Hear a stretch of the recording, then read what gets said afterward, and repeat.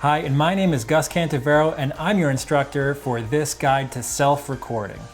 I've been working with Adelphi for many years, helping to craft some of the stories about their amazing students and professors. I'm also an educator at photoiq.co. In this guide to self-recording, we're going to be talking about some of the tools and techniques that you can employ, along with maybe some things that you'll have in your house to be able to get the best and the most professional results out of your videos. We're going to talk about some of the do's and don'ts and maybe some of the things that are best case and worst case scenarios that you can try to do or avoid. So let's get started.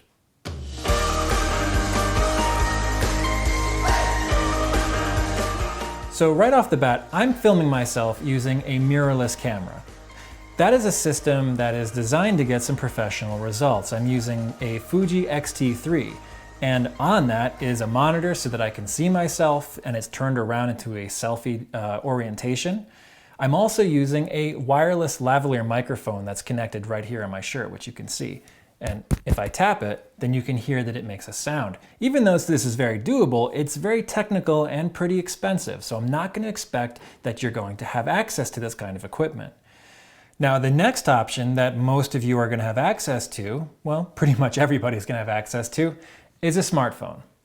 Now, pretty much any phone manufactured in the last 3 years is going to have some pretty exceptional video quality. Many of them are going to have 4K capable, all of them certainly will be HD, and they're going to have both front and rear facing cameras. One technicality that's important to remember is that the rear facing camera, meaning the non-screen side, is going to have the higher quality sensor. It's going to have a higher quality lens.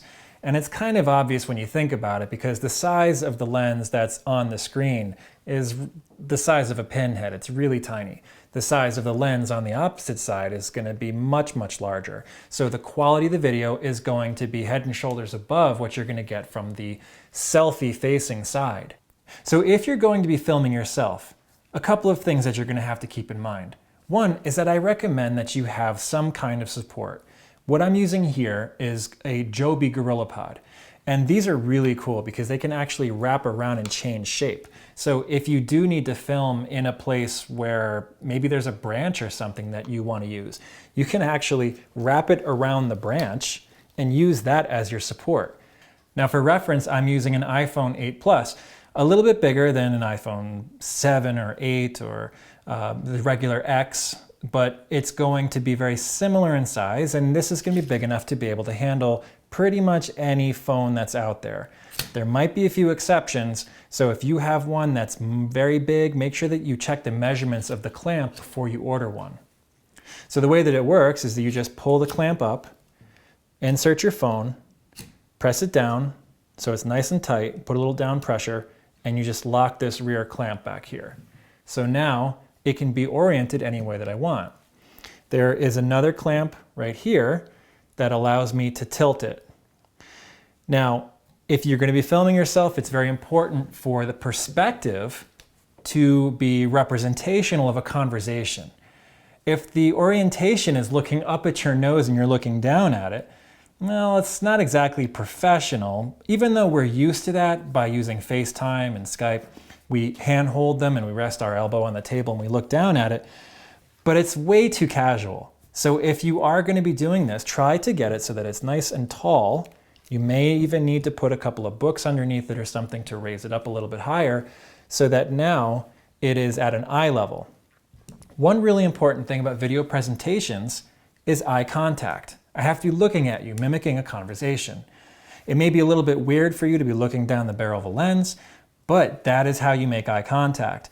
If I'm looking off camera to something that's off the camera, say, like the monitor, then that's a little bit off-putting.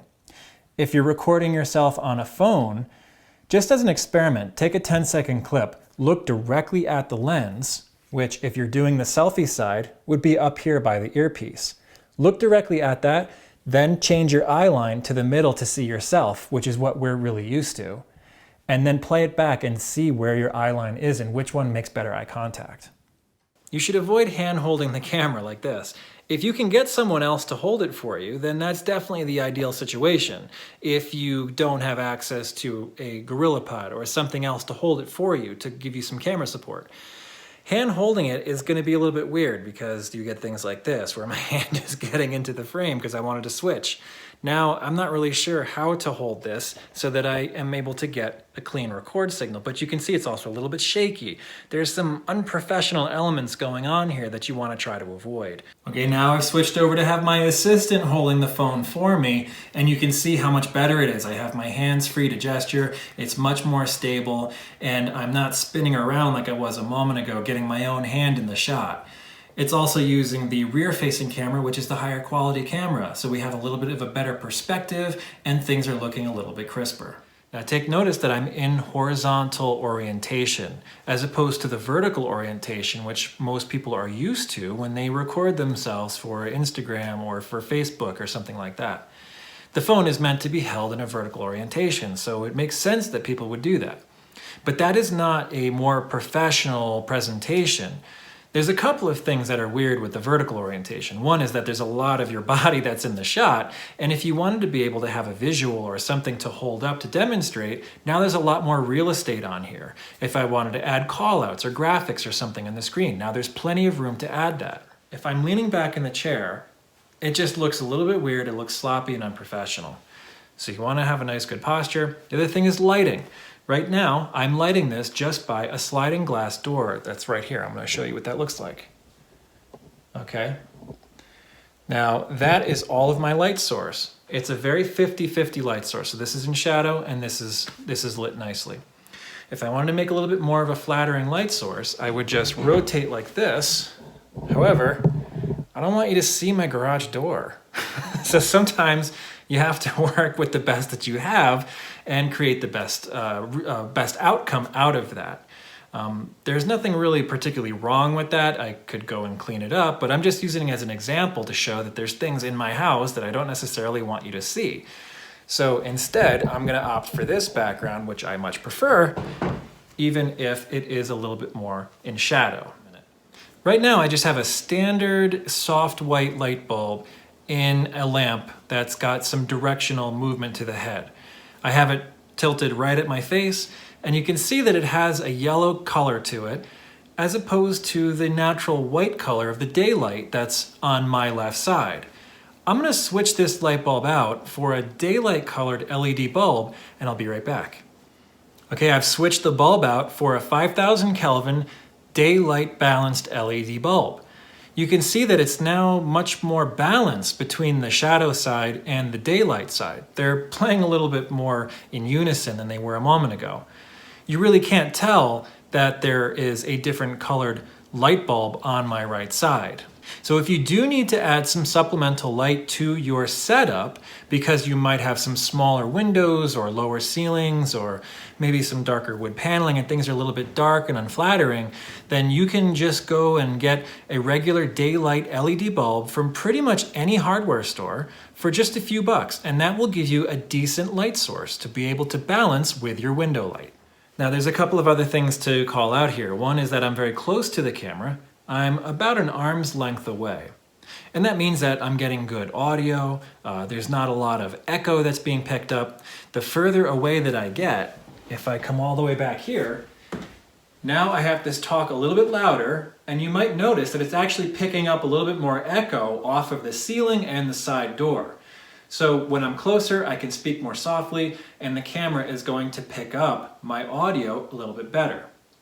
Okay, now I've switched around to the other camera on the back side, the higher quality camera, so that you can see the difference in the record quality.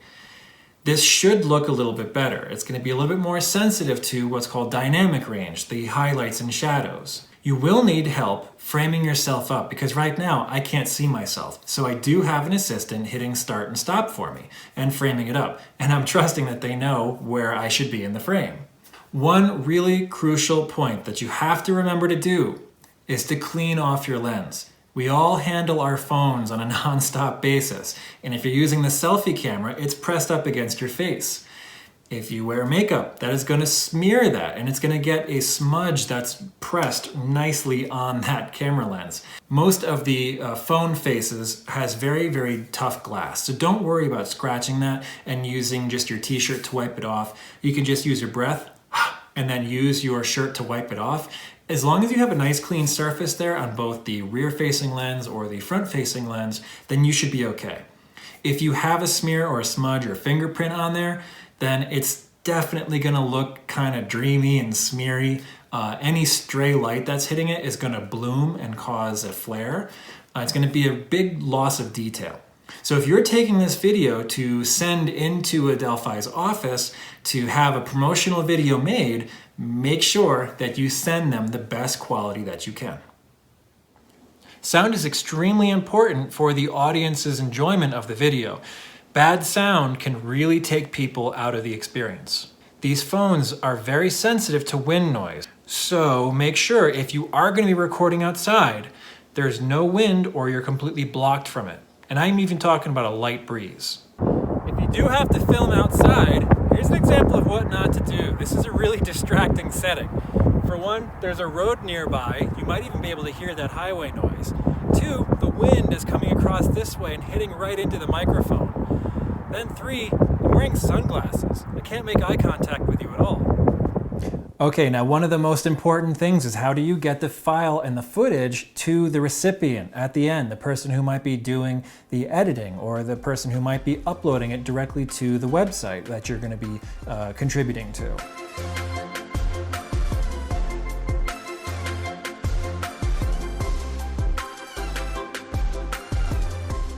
Okay, that's going to do it for this guide to recording yourself. I hope you find these tips helpful, and I hope to see you again. Until then, keep shooting.